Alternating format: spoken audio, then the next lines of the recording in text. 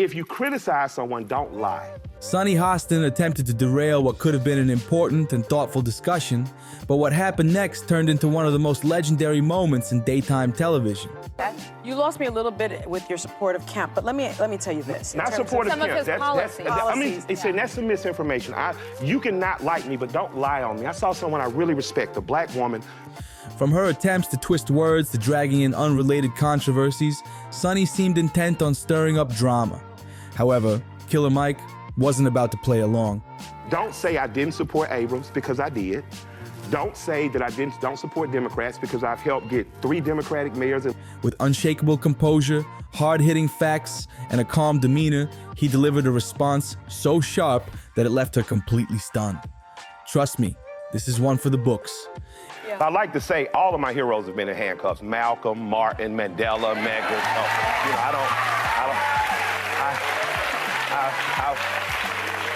I walked out with the same dignity and respect that I walked in with. It all began like any other segment on The View.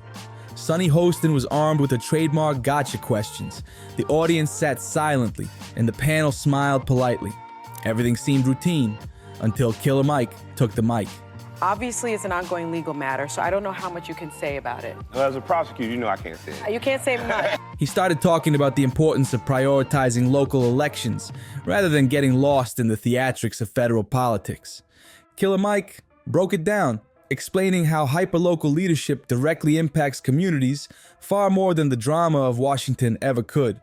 His points were thoughtful, insightful, and hard to argue with. But of course, Sunny wasn't about to let him finish uninterrupted.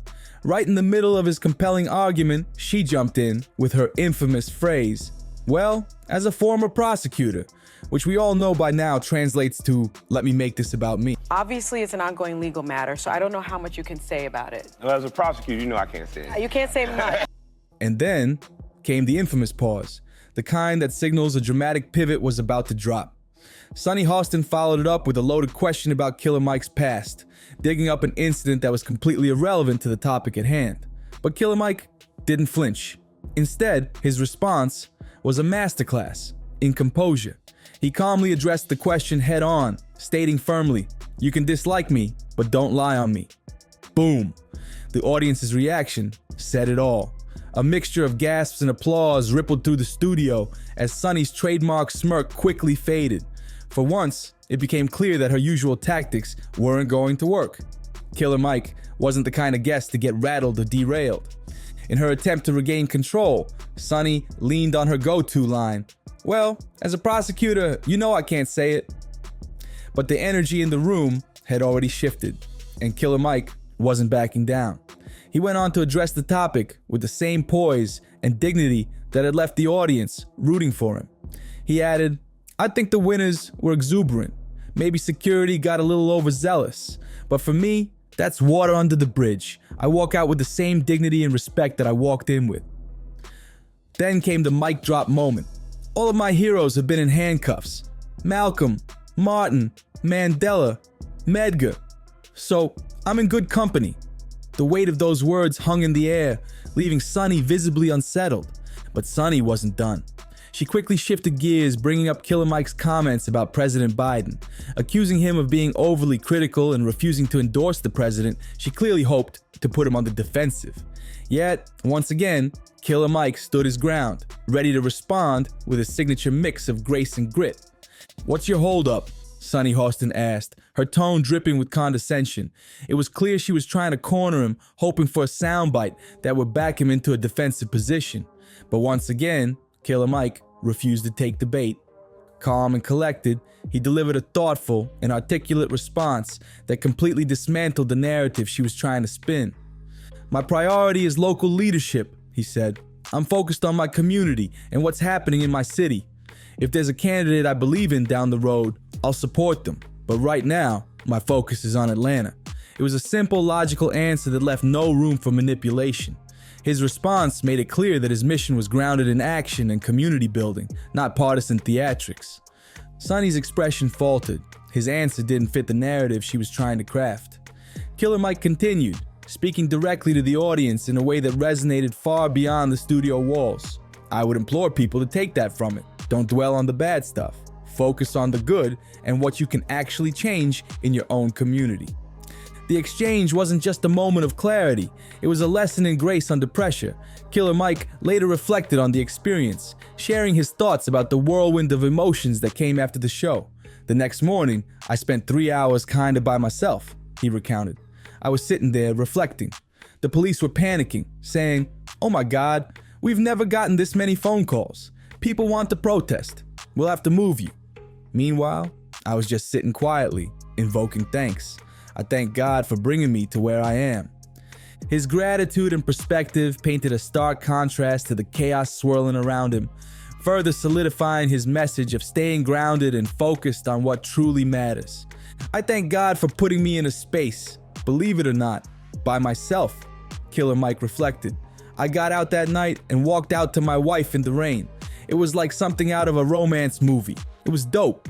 His gratitude and grounded outlook painted a vivid picture of a man who values the quiet moments just as much as the loud debates. When asked about his priorities and vision, Killer Mike didn't hold back. "What's my hope?" he began. "First and foremost, I think everyone should focus on hyperlocal issues. We get so caught up in the soap opera of federal elections, and that's fine, but if you don't know who your city council member or wardsman is, if you don't know your mayor, or if you don't have a good handle on your state representatives or governor, then you're just part of the fanfare, like cheering for whoever wins the Super Bowl." He emphasized the importance of local elections, particularly in Atlanta, where his focus remains. "My most important election is coming up in about a year and a half. Who's gonna be my mayor? I think Andre Dickens is doing a great job around housing in Atlanta, and I don't want that to be overshadowed, even with a Republican governor like Brian Kemp." Killer Mike's tone was balanced and thoughtful as he acknowledged Georgia's progress under Kemp. "I have a good relationship with him. I like what he's done for Georgia businesses. We've been leading the country in business for the last 10 years, and he brought back and expanded the Hope Scholarship. If you're a kid in Georgia, poor, and have at least a B average, you can go to college or trade school for free." On national politics, however, he remained cautious. "Right now, I'm just doing what my grandfather used to say, staying out of white folks' business and watching what happens. If a candidate pops up around September or October who aligns with our needs and policies, I'll jump in. But until then, I'm much more concerned about what's happening in Atlanta. Hyperlocal leadership is where the real work gets done." By this point, Sunny Hostin's frustration was palpable. She began cutting him off mid-sentence, talking over him, and even attempting to twist his words to fit her narrative. It was almost cringeworthy to watch, but Killer Mike remained calm and steady. "Criticize me all you want," he said with unwavering confidence, "but don't twist the words. That's misinformation." His statement was met with thunderous applause from the audience, who clearly admired his composure and honesty. Meanwhile, Sunny was left visibly flustered, looking like she had just lost a high-stakes game of verbal chess. "That's some misinformation. You can dislike me, but don't lie on me," Killer Mike began, addressing Sunny Hostin's pointed interruptions with a calm yet firm tone. "I saw someone I really respect, a black woman commentator, misrepresenting my stance. Let me make this clear. You don't have to support someone fully to work with them. You can respect some of their policies while still holding them accountable." Killer Mike continued to elaborate on his pragmatic approach to politics. "Beyond that, he's the governor of my state, and I have to work with him. I can't divorce myself from the leadership of my state. If you're going to criticize someone, do it honestly. Don't twist my words. Don't say I didn't support Abrams, because I did. Don't say I don't support Democrats, because I've helped get 3 Democratic mayors elected and 2 state representatives into office. But if someone is in the king's seat, I'm not gonna refuse dinner with the king on behalf of my people." What made this exchange so compelling wasn't just Killer Mike's ability to handle Sunny's constant interruptions. It was his focus on the bigger picture. He emphasized the importance of honesty and respect in political conversations, pointing out that twisting someone's words or dragging the past into the spotlight isn't just unproductive, it's disrespectful. But Killer Mike wasn't having it. Let's be honest, this isn't the first time Sunny Hostin has tried to dominate a conversation with her prosecutorial tone and endless interruptions. This time, however, her approach backfired in spectacular fashion. Instead of making her guest look bad, she ended up exposing her own inability to engage in a respectful and meaningful dialogue. It was not her best moment, to say the least.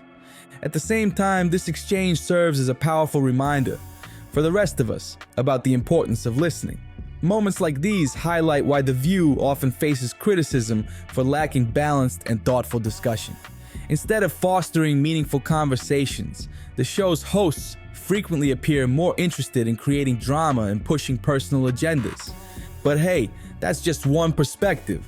What's yours? Do you think Sunny crossed the line, or was she simply doing her job? Let us know your thoughts in the comments below. We'd love to hear from you. And before you go, don't forget to hit that like button, subscribe to the channel, and ring the notification bell for more stories just like this. We'll keep bringing you the content that sparks conversations, dives deep into the issues, and keeps you in the loop. See you in the next video.